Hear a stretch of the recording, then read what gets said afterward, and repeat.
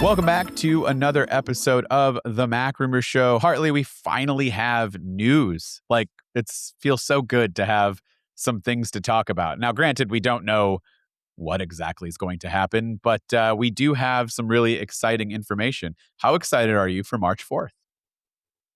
A lot more than I was before this was announced. Yeah, I mean, March 4th was just another day. Yeah, and this seems to be something quite different that Apple is doing here. So Apple announced that they're holding a quote-unquote special experience or Apple experience on March 4th. And they're being quite careful about this language. So they're not calling it an event. You will not see the word event anywhere near this. Yeah. I mean, the media as a whole is calling this an event because it is still a press event, but Right. Apple is not calling this an Apple event. And it's taking place in New York, London, and Shanghai for the media on each continent. And that tells you as well that that is something a little bit different to a normal Apple keynote that takes place at Apple Park. So before we get into everything and our speculation on what we think is going to happen, I mean, we do have some good sources that seem to want to confirm a couple of things that we think are going to happen on that day. I do have a couple of like housekeeping things I just want to let everyone know. First off, we will not have an episode next week. I'm like 95% sure we're not going to have an episode next week. So for those who are listening now, just don't be upset if you do not see an episode, but we will be back immediately. If something major happens, then we'll try to jump on, but just given schedules and travel logistics, yeah, we're just going to have to postpone until the following week. But the last thing, I can't ever remember what my other housekeeping thing was. I believe, well, if you don't already know, we have podcast@macrumors.com. That's the email address. Hit us up there for anything. And yeah, I think it was just really the fact that we're not going to be around next week. So just wanted to give everybody a heads up. Let's jump right into what we can expect. Now, I was very fortunate enough to receive an invite to this, but I was also very shocked because I just looked at my phone and saw like, join us for this experience on March 4th. So I will be going to the New York portion of it, which is cool. But I still have no idea what's going to happen. But there are obviously leakers and analysts and reporters that seem to think that there could be a number of new things. Which one do you want to start with? Let's start with the low-cost MacBook because that is probably the more interesting one because it's a brand new product, basically, something that does not exist right now. Do you think the low-cost MacBook is going to be one of the portions of this event? I think it's likely. We had a report yesterday from a well-known Weibo leaker that said that actually this is the thing that is hidden in the invite artwork. We always like talking about that. Oh, yeah. And the giveaway is apparently the colors. So this invitation, if you've not seen it, it's like discs, like glass discs that are layered 3D that make up an Apple logo. And each disc is a different color. It fades from, I believe it's green, from yellow to green to blue. So that would suggest that we're getting those colors for this low-cost MacBook. And the fun colors have been rumored for quite a while now. And we've heard this from a variety of sources. They all seem to disagree very slightly about what the exact color options will be. But I think it's pretty nailed down that we will get a colorful MacBook for the first time in a very, very long time. And not just a colorful MacBook, but a cheap, colorful MacBook. Because the rumored price point, and we keep seeing this like between $699 and $899, I gotta think it's gotta be $699. If you $899, what is the point of that? At that point, you might as well just get a MacBook Air because that starts, unless they plan to raise the prices of the MacBook Air alongside this, then I mean, it's got to be. I feel like it cannot be much more than $699, $750, maybe. What do you think about this price point? I agree. I think we probably will see it at $699 or at most maybe $799. Yeah, even that just doesn't hit me well. I don't know. $699 is the one, but go ahead.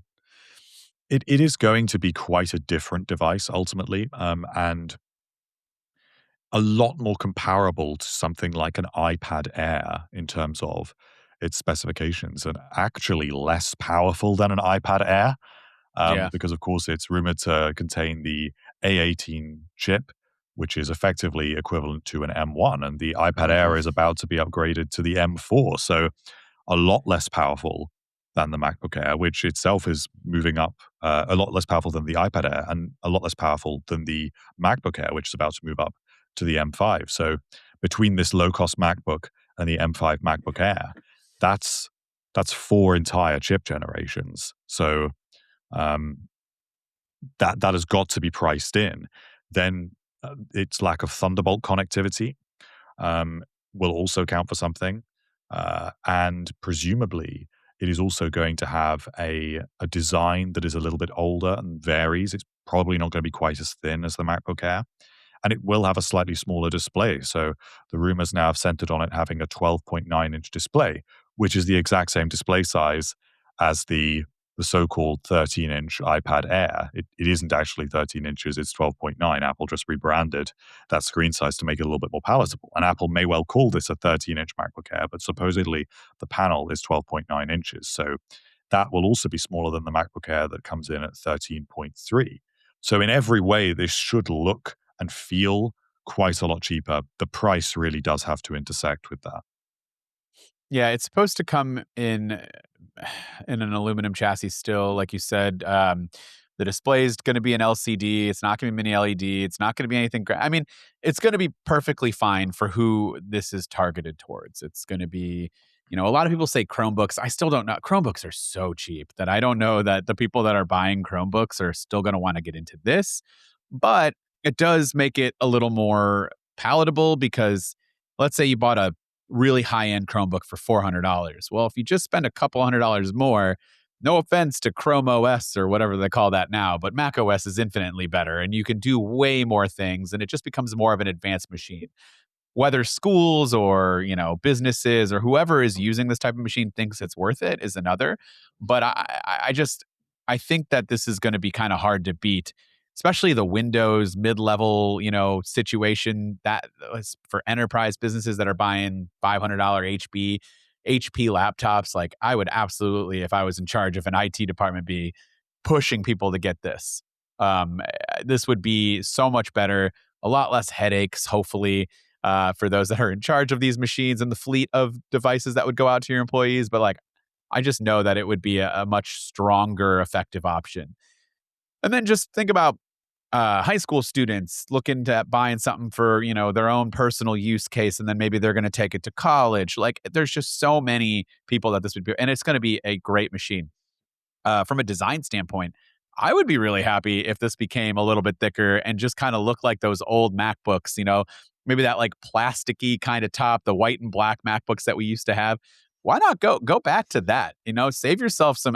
People are going to kill me for this. They hate whenever I suggest anything remotely plastic, but uh, you know, I feel like it kind of brings back an old design, but makes it a little bit newer and fresh. And like, I don't know. There's so many different things you can do with this to save money, keep the cost down, and still make it look nice. So I'll be excited to see what it looks like. Effectively, I'm kind of just expecting a slightly different MacBook Air, to be honest with you. So that's I probably what agree. we're And I going to think this get. probably will be the most interesting thing that we're looking at here. Yeah, I mean, there are, of course, other devices that are rumored. There's this smart home hub product. There's that's rumors not about happening. security, an Apple security camera. I doubt that's coming yet. No. I imagine this event is going to be focused around entry level devices. So out of Yeah. those, that's largely chip bumps and repackaging hardware that we already know. And while the low cost MacBook is basically going to be the same thing, Hmm. um, it's still an A18 chip. It's not going to have any radical features that we're not already familiar with.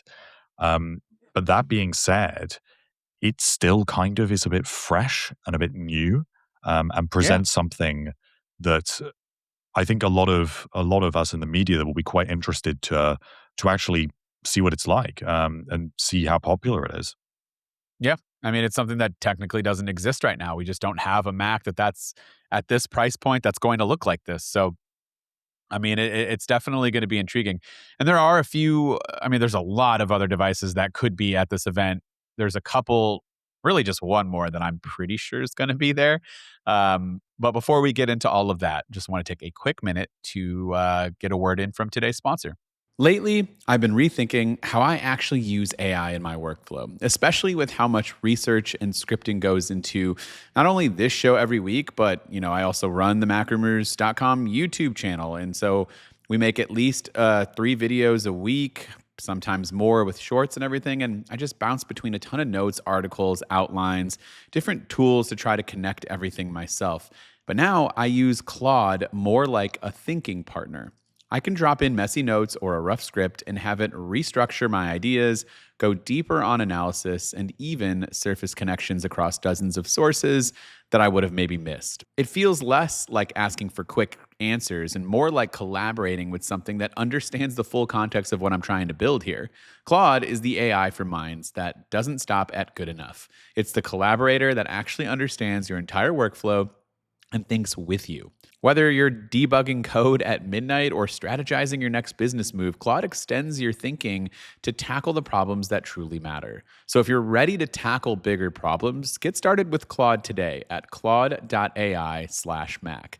That's claude.ai/Mac. And check out Claude Pro, which includes access to all of the features that I just mentioned in this episode.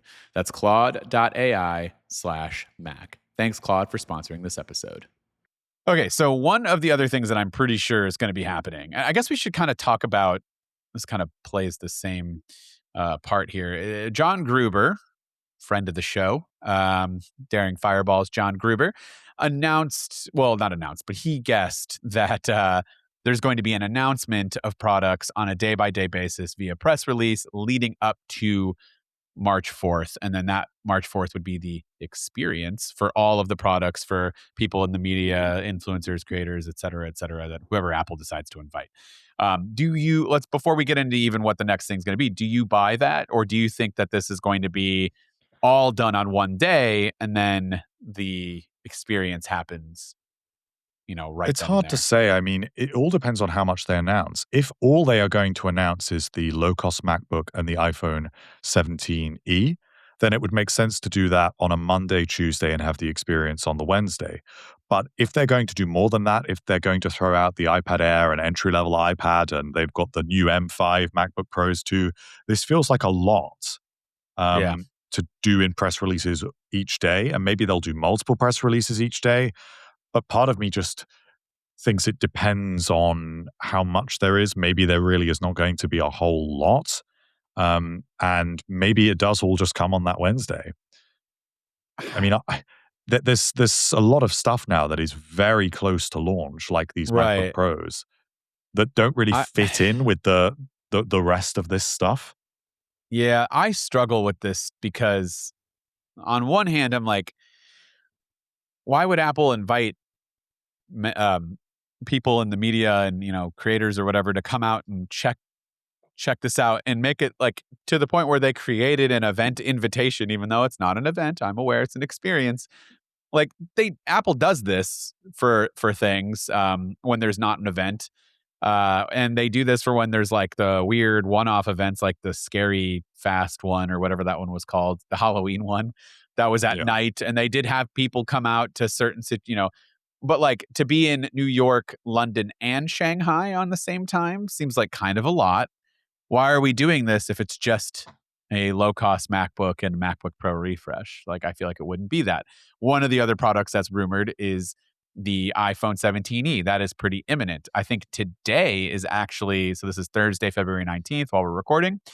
I think today is actually the exact 1 year anniversary of the iPhone 16e. So there was even a rumor that we were going to get, and I'm sure you would have known by now that we did not get a press release as of 10:53 a.m. Eastern time. So maybe there's 7 minutes when 11 hits, perhaps we might get it. There was a rumor that it was going to be announced today. I just don't think that's going to happen, especially if it's plans to be at this experience. That's way too much lead up time.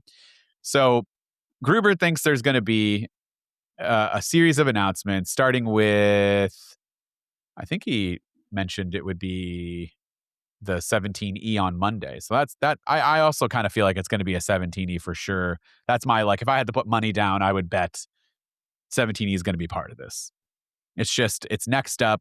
The We've heard a lot the about it. most likely products, I mean, even more than the low-cost MacBook, the iPhone 17e and the M5 Pro and M5 Max MacBook Pros are the Yeah, devices that seem to be closest to launch.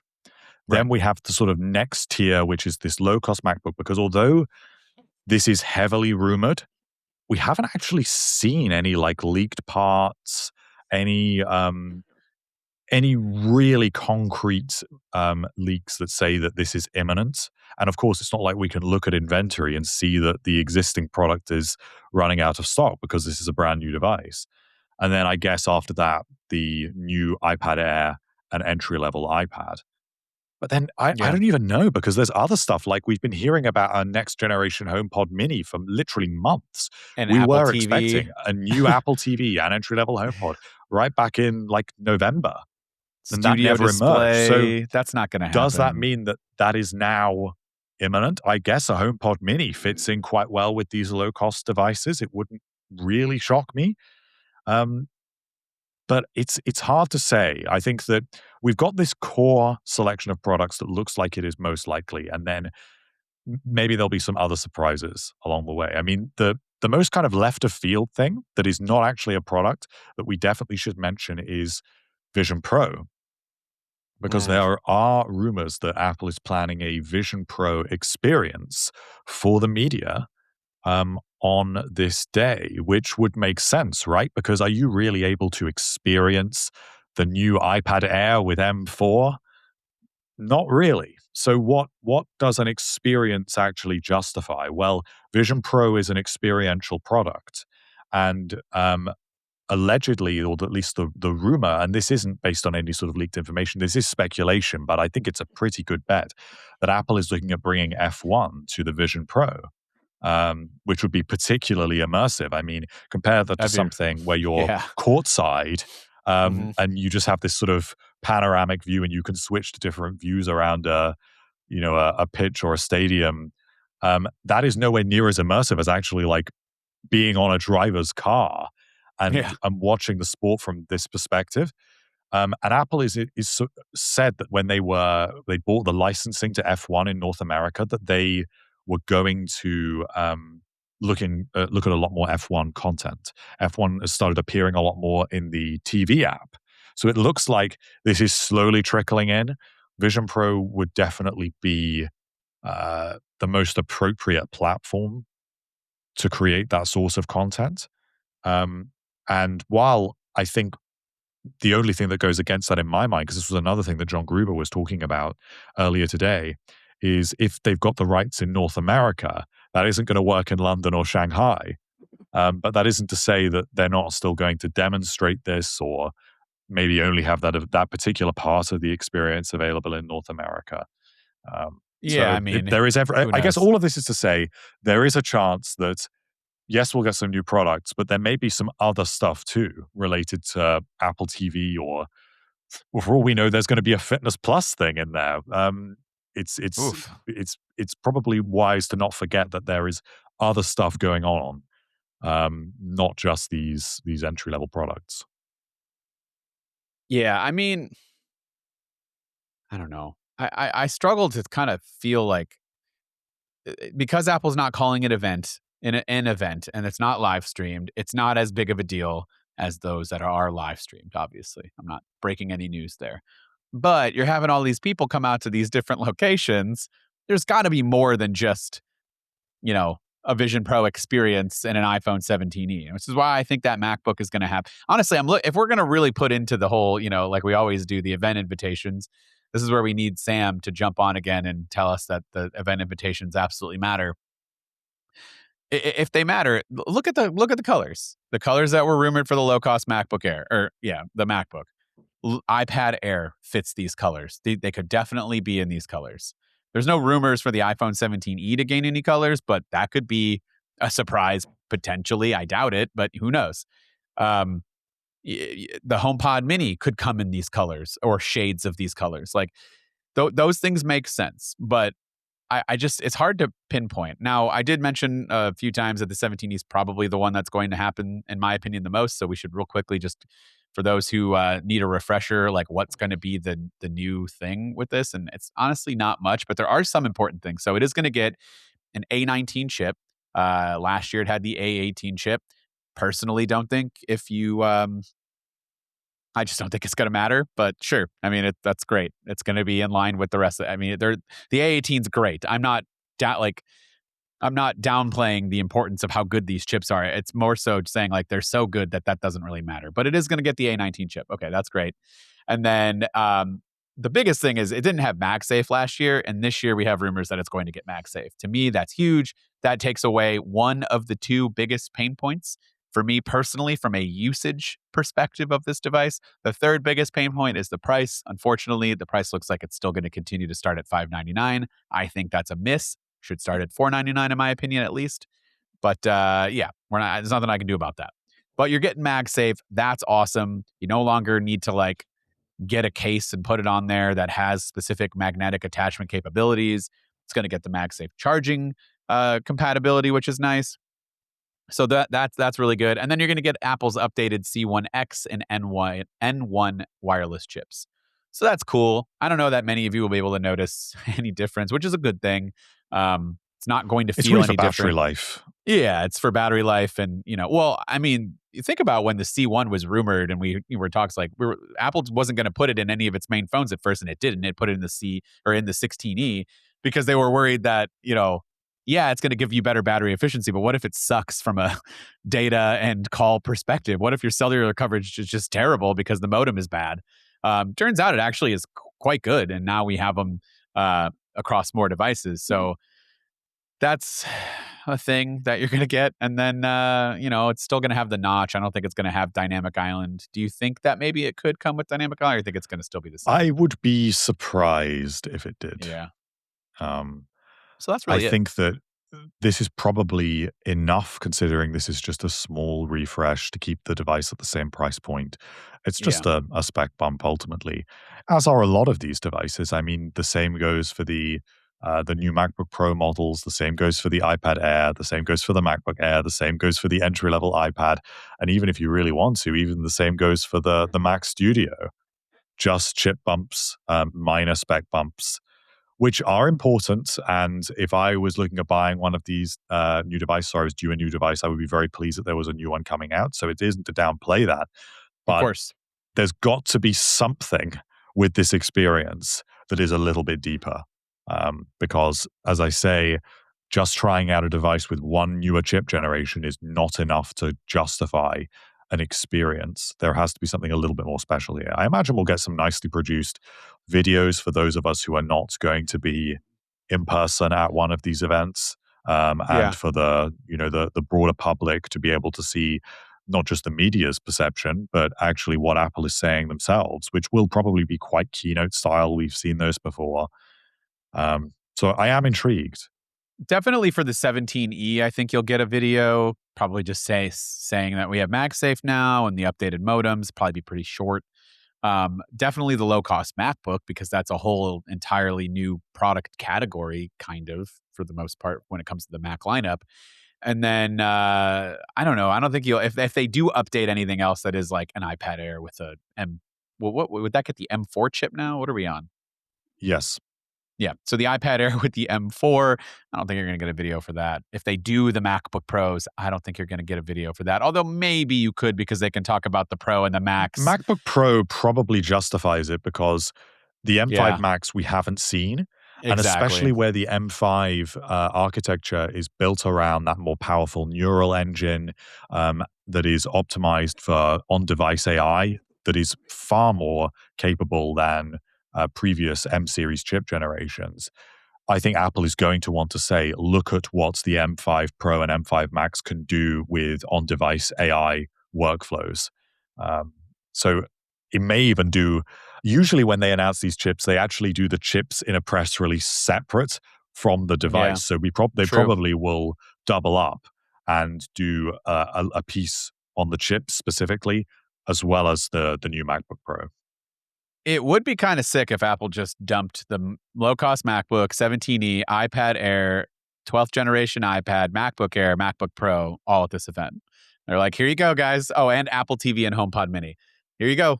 Here's all of the things that needed to be refreshed, and we're just dumping them all at one time. And the reason why I leave a couple off the list, Mac Studio and Studio Display, those could come at a later time to me where it makes sense. We haven't had hardware. Have we had hardware at WWDC in a while? Like those two would make sense for hardware at WWDC because they can talk about the M5 Ultra if it gets that or whatever, its advantages, and then be like, oh, we also made a new studio display and here's how that's going to work. And I don't know. I feel like they could do that there.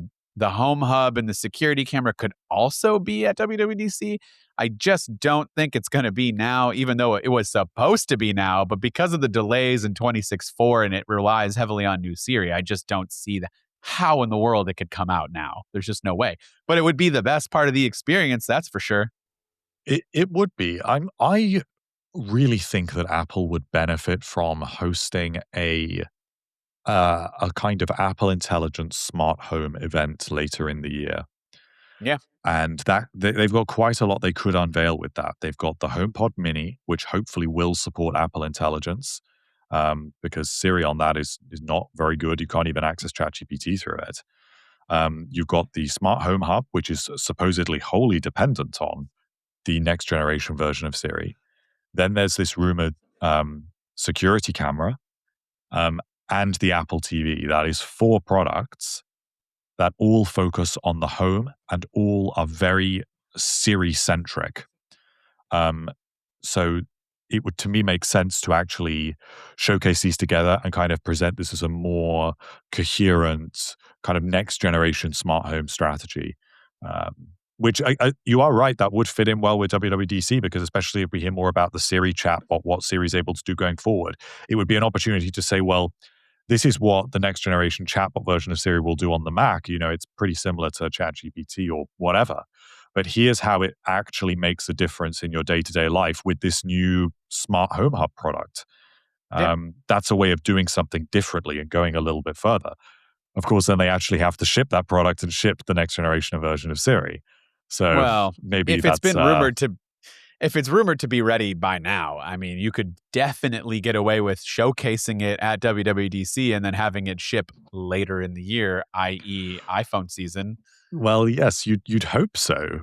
But I will say that we got iOS 26.4 in beta this week, and I'm really enjoying the next generation version of Siri in that. I know. Did they say for sure that it was going to be in 26.4, or did they say that it was just going to be at... No, okay. Well, then they said it would be in... We are doing them the disservice. Yes, but the fact is that Apple... we know what Apple is doing. We don't know with a tremendous amount of detail. But through reliable sources like Mark Gurman and Ming-Chi Kuo and all of the others, we build up a picture that is largely accurate. And when sources say that it is in people working inside Apple are telling people outside of Apple, it is in 26.4 in beta. And this is what we hear for 6 months, that is what Apple is aiming for. It may even have been a year. And then it launches with not one of those features, literally not even one. That is concerning. And I would be surprised if it all makes it to 26.5 at this point, honestly. Yeah, I mean, you just one time you talk about some features that are going to come, you say that it's going to launch, and then you don't do it after making an ad with a famous actress, and all of a sudden nobody trusts you. You know, it's just not fair. I'm being sarcastic, by the way. They obviously shouldn't have done that, but there is a little bit of truth to that. It's just like now we have to kind of now we have to kind of be like, well, maybe it might come, but like they haven't really had a big track record of now I'm starting to think of AirPower. You know what? I'm just going to stop this one. I'm just going to... The thing that I just can't get over, and this was never meant to be like an Apple Intelligence discussion, but I just can't get over the fact that they unveiled Apple Intelligence when we were still running iOS 17. Yeah. I it was so just long ago. I like to think that Apple doesn't have a bad history of this. And like in a nutshell, like when you really boil it down, it's not that bad. It's a pretty good track record of like announcing things and delivering it on them because most of the time they're pretty cautious to even announce anything that's remotely like not ready to go. But there have been a couple of times AirPower, this whole new Siri thing. I'm sure there's other things that Apple has talked about that hasn't happened. But like for the most part, they have a pretty good track record. But yeah, when it comes to anything software related at this point, I think we're all pretty nervous to say it's definitely going to happen.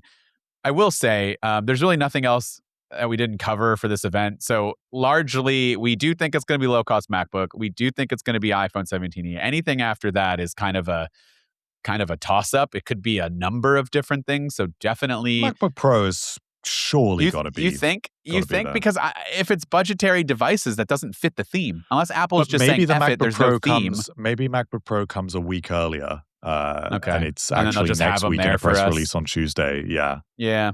Okay. I mean, listen, I could see it being anything. They have to announce this MacBook Pro because the current one is like running out of stock around the world. And They don't we are have to do expecting the anything. M6 model in like October. So this could, if they wait much longer, this is going to be such a short-lived device.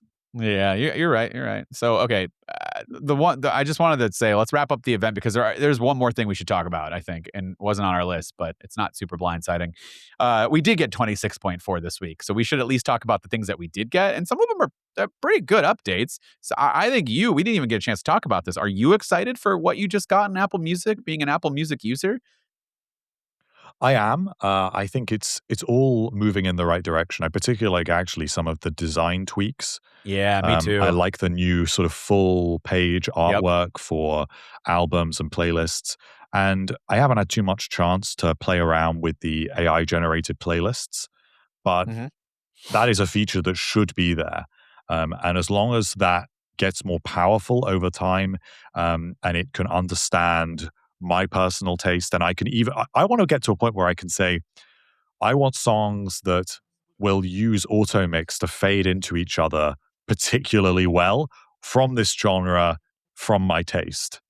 A super complex request like that. And I want it to be able to do that perfectly. It can't do that right now. It can kind No, of it give you can't. moods and But hold on, I'm genres, curious. which is cool. But I mean, there's a lot of good Apple Music playlists on there Do you want already. to know So, what? Do you want to know what can do that? yeah, go on. Spotify. I Yeah. just I when you said that, I was like, wait a minute. I was in Spotify the other day because I made a video going over which by the way, I tested it in two playlists. It did a pretty good job. I actually preferred the music that it picked for me in Apple Music than Spotify, but Spotify did its thing where it's like, you gave me a specific genre. Here are the people that we think you would like in that genre, mixed in with some of the people that you already listen to. And I've always praise Spotify for its playlists and how good it is at discoverability for new artists. So I can't really knock them after doing all the praise that they, give you artists that you might not know, but like that they think you would like because it's been so right in the past. But I am kind of knocking them because I really like the playlist that it made better on Apple Music, just personally from the songs that were on there. But yeah, you can make a prompted playlist on Spotify. I did a head to head on it. They both kind of take a long time when you first do it. Like a long time when I say, it was like over a minute, that's not a long time in a nutshell, but like in software, that's an eternity. So they both took forever. Apple Music was a little bit faster, but there is a mixed playlist. It mixes songs with smooth transitions. So I don't know if that's like with the music that I listen to. I'm guessing it is. Like, why would they make me? I guess I could just do this now while we're talking about it. Yeah. So it is all the music that I listen to, gives you the beats per minute, and it just blends in. That's cool. I actually need to try this. I said this in my video. If you guys want to see me do a full video, 2026, Apple Music for Spotify, which one is better, in my opinion, which one I think you should choose. I feel like most people are kind of already a part of one, but let me know in the comments or podcast@macrumors.com email address. Hit us up. I would like to make that video if you guys will actually want to see it. I might just do it anyways, but let me know what types of things you want to see out of that. But yeah, we got that. I've always loved Apple Music's design. It's way better than Spotify, in my opinion. It's just like one seems more like aesthetically pleasing, professional, sleek, and modern. The other one just kind of seems like here's all the features. Here's like Winamp, back in 2005, like Chrome design. Even though it doesn't look like that, it's just like when you put them side by side, one looks really nice, the other one looks okay, but it's not anywhere near Apple Music. And they made it so much better with like the whole full album artwork. When you go look at the track listings, everything just blends in. It's just as simple as making the colors match the album artwork. Like it's that type of stuff that looks better, in my opinion. The animated artwork is full screen. It's nice. So you got some good updates there. And then the other thing, and this directly impacts us and this podcast, there's now support for video podcasts on Apple Podcasts. And so perfect timing, as your video has cut out yet again. Um, you can now watch Hartley come in and out on Apple Podcasts. And so you can I don't know how this works. I have no idea. Apple hasn't sent, I mean, they did send me an email yesterday that like requires me to take video action. podcasts have been around for years, right. but they've just never really taken off. I just don't know what we need to do. Like people watch video podcasts on YouTube, which is why our video podcast is on YouTube, but I don't put it anywhere else because I don't know how to do that. We have a third-party distributor that takes our podcast audio and dishes it out to everything. Is it as easy as that third-party platform, which is a very large platform? Is it as easy as that company just gaining access to the API and then I just upload the video alongside the audio? Or do I even just need to do that? Maybe I just upload the video and it takes the audio and does its thing, so I only have to upload one file. I have no idea. Do I need to go on Apple's specific, it's iTunes, by the way, which just blows my mind. I have to log in to iTunes to manage our podcast from the podcasts app specific side. If I just want to touch Apple only, it's a whole thing. So they sent me an email saying I need to take action on it. I will do that. And maybe it'll give me my answer. I just haven't had a chance to do that. But I'm curious how this works. But for your guys' perspective, if you guys will listen to us on Apple Podcasts, which a lot of people do, you'll now be able to toggle seamlessly between audio and video, which is really cool because we do shoot a video podcast for those who do not know. And you can see my big old dumb face on there if you'd like to. You can see Hartley's wonderful blue hoodie that he has on and his very nicely coiffed hair at all times. And yeah, I mean, I think that's cool. It's like you said, it's been around. It's nothing groundbreaking, but for Apple Podcasts, it's cool. Like we finally get that. So I don't know. That's kind of big, I guess. Oh, there he goes again. Yep. That's what I think about that. Yeah. He was like, I don't want to be on camera anymore after I just talked about his blue hoodie and coiffed hair. Go ahead. Do you have anything else to offer on this? Or are you just like, yeah? No, I guess I'm just interested to see if this actually means the video podcast take off, because I bet that most people don't associate the ability to listen to a podcast and a podcast player with watching the podcast in that same app.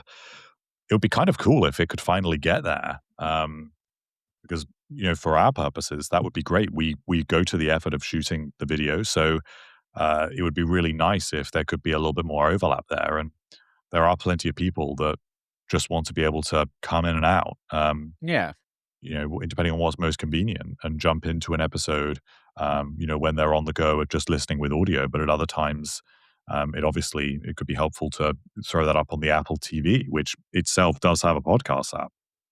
Yeah. I mean, I think that's a really good just thing to have. I mean, I'm already shooting the video and taking the time to edit it. So it'd be nice if the thousands of you that listen to this and watch this, there's two different numbers. They're both pretty even, but I don't know if those people also ever, I doubt you go back and listen a second time. Why would you put yourself through that? I don't know. But if you do, for some reason, go back and listen a second time, I don't know the numbers on this, let's just say we have 1,000 people that watch the podcast and 1,000 people that listen to it. How many of those are going back and forth? Is it directly just that's that? It's 1,000 different people that are listening. Who knows? I have no idea. But it would be nice to kind of get those people to have a blend, just to be able to see it if you want to.